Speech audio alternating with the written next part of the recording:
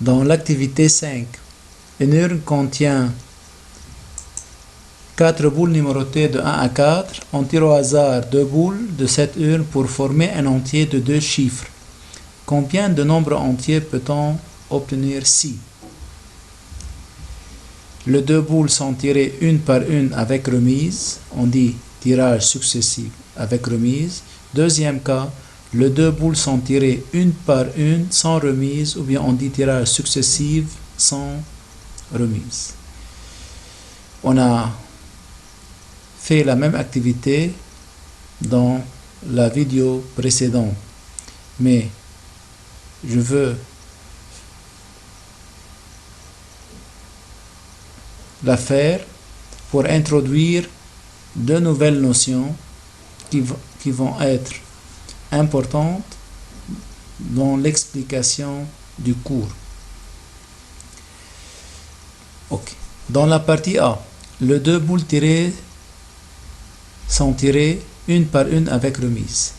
Ici, l'ordre est important car dans un nombre entier, l'ordre du chiffre est très important. C'est-à-dire, le nombre qui commence par 2 et qui se termine par 3, par exemple 23, c'est pas comme le nombre 32. Alors l'ordre est important, je peux utiliser le principe du produit, ou bien je peux dire que c'est un arrangement. C'est un arrangement. Chaque fois qu'on a une situation où l'ordre est important, on peut dire que c'est un arrangement. Le mot arrangement est très... Le mot arrangement va être un mot qu'on va l'utiliser dans le cours. Donc, dans chaque situation où l'ordre est important, on peut dire qu'on a un arrangement. Dans la partie A, les 2 boules sont tirées successivement, mais avec remise. C'est-à-dire, on peut avoir la même boule dans le deuxième tirage. Alors, on dit que c'est un arrangement avec remise. Mais dans la deuxième situation, on dit qu'on a un tirage successif mais sans remise. On dit que c'est un arrangement sans remise. Donc, dans la partie A et dans la partie B, comme l'ordre est important, on dit qu'on a un arrangement. Mais dans la partie A, l'arrangement est dit avec remise. Dans la partie B est dit sans remise. Dans un arrangement, l'ordre est important. Je peux trouver le nombre de possibilités d'après le principe du produit. Alors, pour la réponse de la partie A, le nombre de possibilités va être 4 fois 4. 4 fois 4, alors 16. Mais dans la partie B va être 4 fois 3 qui va être 12. Dans la partie A, pourquoi c'est 16? Car si le premier tirage me donne 1, le deuxième peut donner 1, 2, 3 ou bien 4. On va avoir 4 possibilités si on commence par 1, 4 autres si on commence par 2. Au total, on va avoir 4 fois 4, on va avoir 16.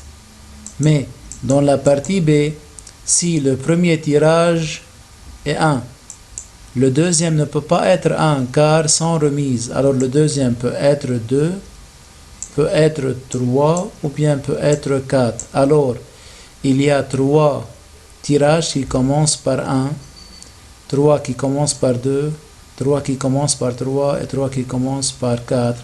Au total, on va avoir 4, mais multiplié fois 3, qui va être 12.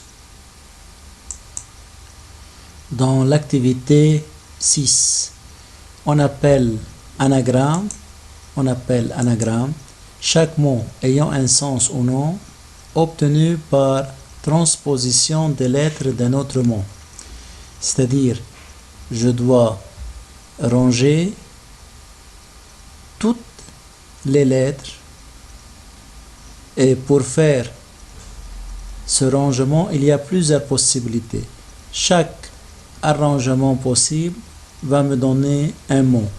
Dans ce cas, on dit qu'on a anagramme. Par exemple, si on prend le mot aimer, je peux former plusieurs anagrammes.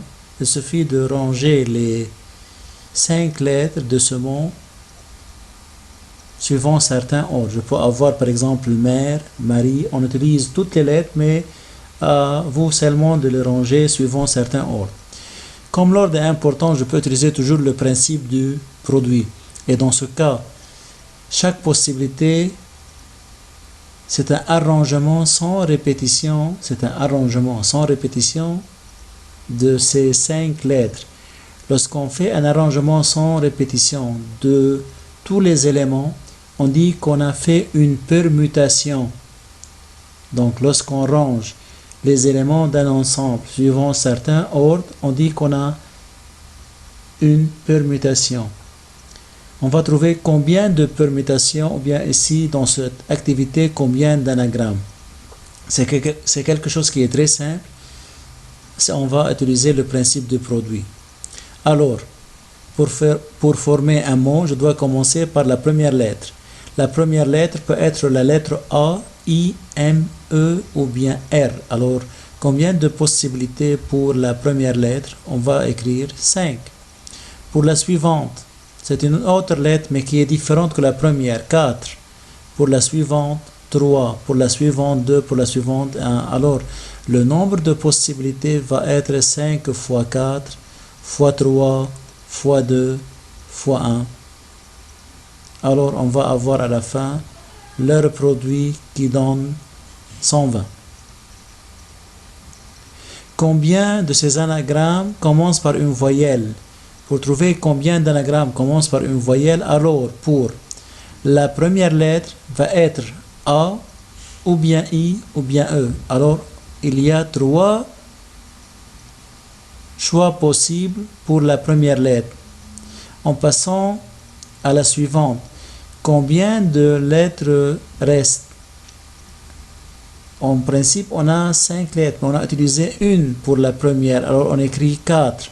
Pour la suivante, 3. Pour la suivante, 2 et 1. Donc, combien d'anagrammes commencent par une voyelle? La réponse va être 3 fois le produit, 4 fois 3 fois 2 fois 1. Et finalement, combien commence et se termine par une voyelle?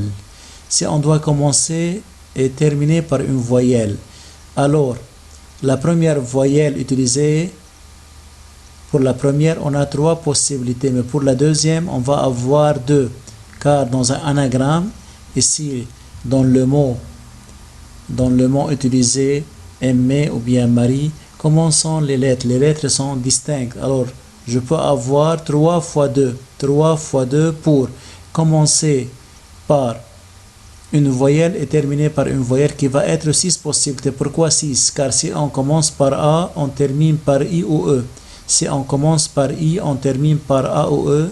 Si on commence par E, on termine par A et I. Donc, pour la première lettre et la dernière, il y a 3 fois 2 possibilités, 6. Mais il faut compléter le mot. Pour compléter, il reste à utiliser les consonnes. On a 3 consonnes. Alors, je dois écrire 3 fois 2 fois 1. Donc, au total, le nombre de possibilités, c'est 3 fois 2 multiplié par 3 fois 2 fois 1. On va avoir 6 fois 6, 36 possibilités. Et on termine par l'activité 7 où on va voir ce que signifie une combinaison qui va être un choix non ordonné. Dans les activités précédentes, on a utilisé que l'ordre est important. Dans cette activité, on va prendre une situation où l'ordre des éléments n'est pas important. On commence par, premièrement, un élève, pendant un examen, doit traiter au choix 4 questions parmi 5. Par exemple, il peut traiter les 4 premiers et il peut répondre suivant dans n'importe quel ordre. C'est pour cela l'ordre n'est pas important. Ce qui est important, c'est de choisir 4 questions, sans tenir compte de l'ordre dans lequel les réponses sont écrites. Combien l'élève a-t-il de choix possibles? Ici, on ne peut pas dire qu'on a 5 fois 4 fois etc. car l'ordre n'est pas important. Ici, il suffit d'écrire quelles sont les possibilités. Il y a en principe 5 possibilités. Pourquoi c'est 5? Ça, car s'il ne choisit pas la question 5, c'est une possibilité. S'il ne choisit pas la question 4, s'il ne choisit pas la question 3, s'il ne choisit pas la question 2, s'il ne choisit pas la question 1. Et je peux trouver de plusieurs façons le nombre de possibilités. Chaque fois qu'on connaît quelle question il n'a pas choisi, je peux trouver quelles sont les questions choisies. Donc, il y a combien de possibilités? Pour répondre à la première question, il y a 5 possibilités. Ici, ce qui est important, c'est de savoir que chaque fois où l'ordre n'est pas important, chaque fois que l'ordre n'est pas important, et si on choisit une partie d'un ensemble formé d'éléments différents, on dit qu'on a fait un choix non ordonné d'éléments distincts ou bien une combinaison. Et finalement, dans une famille de 4 enfants, le père veut choisir 2 enfants pour aller avec lui au travail. Combien de choix possibles a-t-il? Ici, il va faire un choix non ordonné, c'est-à-dire l'ordre n'est pas important. Cela signifie, par exemple, s'il choisit le premier et le deuxième, c'est le même choix E2, E1. Le choix E1, E2 est identique au choix E2, E1.